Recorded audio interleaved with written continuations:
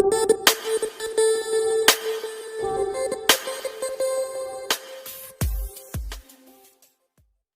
are going to study about earthquake. So now let's start. So here you can see earthquake happening. This is the diagram, and the basic thing behind the earthquake is the shifting of plates. Shifting of plates. Now when we were studying about the interior of the earth, that time I told you something about the lithosphere. Do you remember? Okay, lithosphere is the area where the earthquake takes place. So this area, if you can see, this area is a lithosphere, the upper part of the earth. Okay, that is the total crust and the uppermost part of the mantle, the uppermost solid part of the mantle, and this area is called as lithosphere. So the earthquakes take place in this lithosphere. So in this lithosphere, the lithosphere is divided into various plates. Now when we see the plate tectonic theory or the continental drift theory, that time we are going to study about the plates in detail. But for the time being, you remember that there are various plates, and the earth, actually the lithosphere, is divided into various plates. Okay, ऐसे ऐसे plates है. Okay, and these plates are moving. So whenever these two plates collide with each other, they try to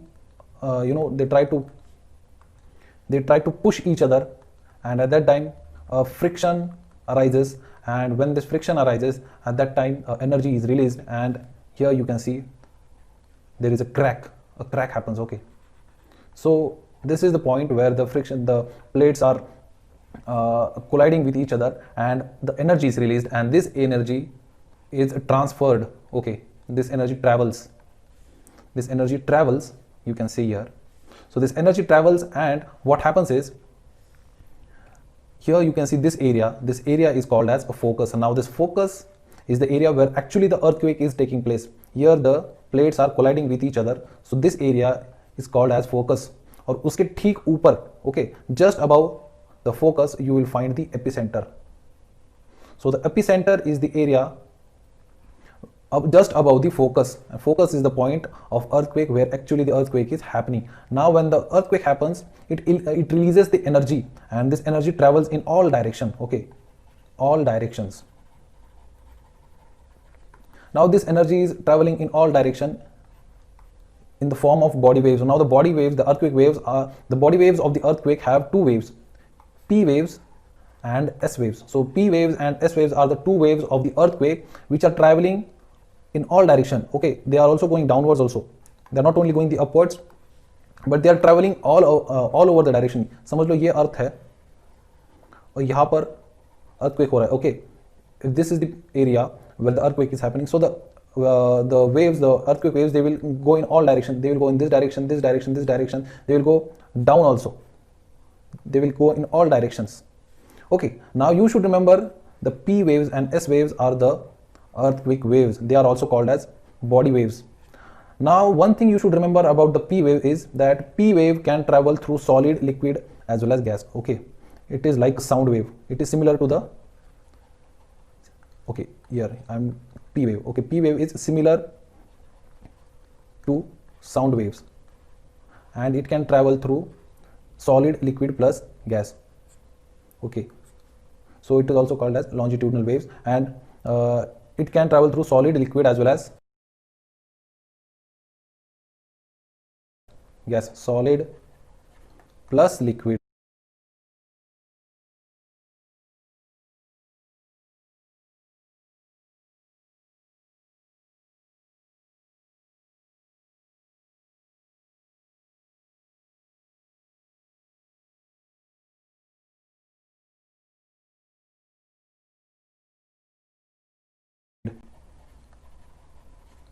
And S wave, it can travel only through solid.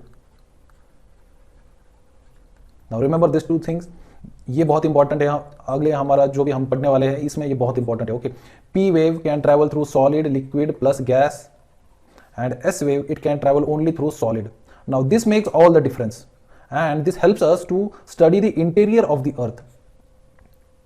Okay, this helps study the interior of the earth. How? I will tell you. Now here you can see we have P wave and S wave. P wave is the first to be received on the surface. Okay, it is the first one to be received on the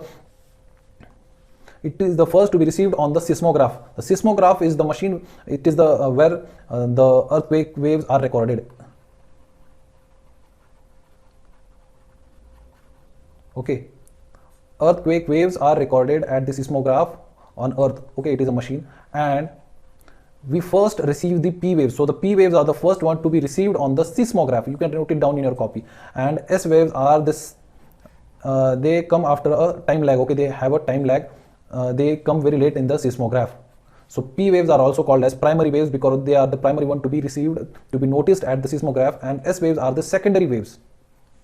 Okay, they are also called as, the P waves are also called as primary, and S waves are also called as secondary waves.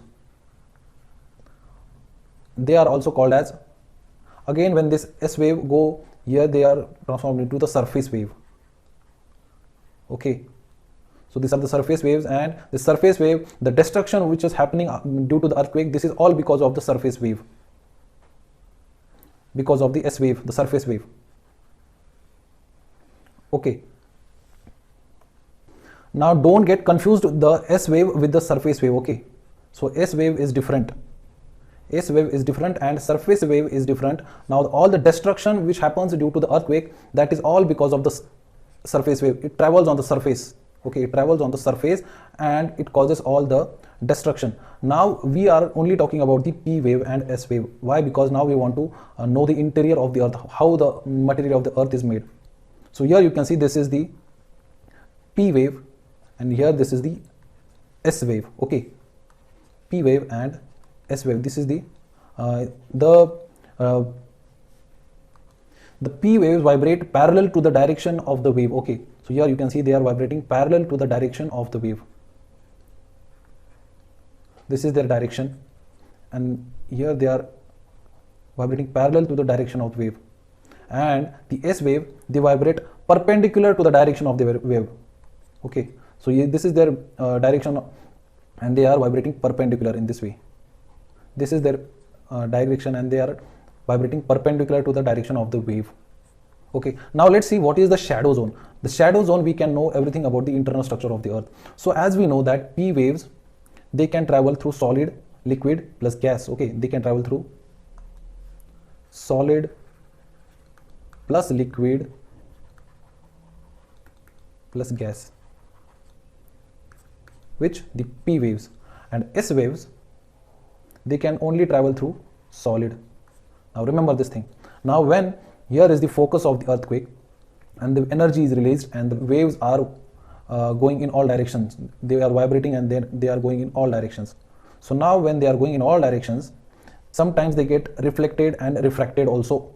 Okay, reflected means to get bounced back, and refracted means change in the course of direction, slightly change in the course of direction, and reflected means to bounce back. And here only in refraction only the course changes. Now when the earthquake is happening, the waves are going in all directions. Here you can see the waves are going in all directions. Now this is the core, and as you know, here the outer side, the mantle is solid, and the outer core, it is liquid. Okay, so when the P waves are coming from solid to liquid, they get refracted. So here you can see they get refracted, and again when they are going from liquid to solid, again they get refracted. So here you can see, due to the refraction, they reach only till here. Okay, and again through here. So as we can see, in this area no direct P waves are received. Why? Because waves are coming here, they are getting refracted, again they are traveling, again they are refracted. So this is the area where P waves are received. Okay, and same in this side also. So here if you see, this is the 103 degree.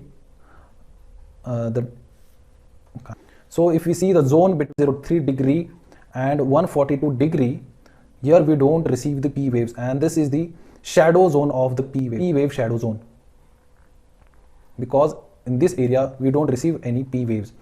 Now again, if we see the S wave, now you know S waves can only travel through solid material. Now this is the earthquake focus, and waves are traveling here on all the sides. Again, when these waves reach here, this is solid material, oh sorry, this is liquid material, because you know that outer core is made up of liquid and inner core is made up of solid. Now this S waves, they cannot travel through they cannot travel through liquid.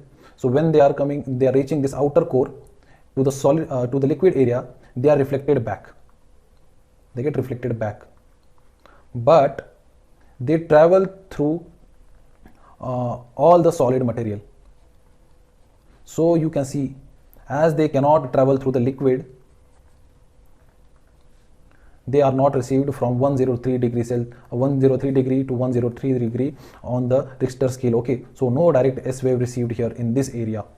So when scientists were studying, actually scientists knew that P wave can travel through solid, liquid plus gas, and S wave can travel only through solid. So when they studied about the earthquake waves, they came to know that in this area no P waves is received, and again in 103 degree to 103 degree no S wave is received. That means the inner structure of the earth must be liquid, and this is how they came to know about the inner structure of the earth. Okay, so that's it. So here you can see, when the surface waves reach the earth, they create a havoc and a lot of destruction happens.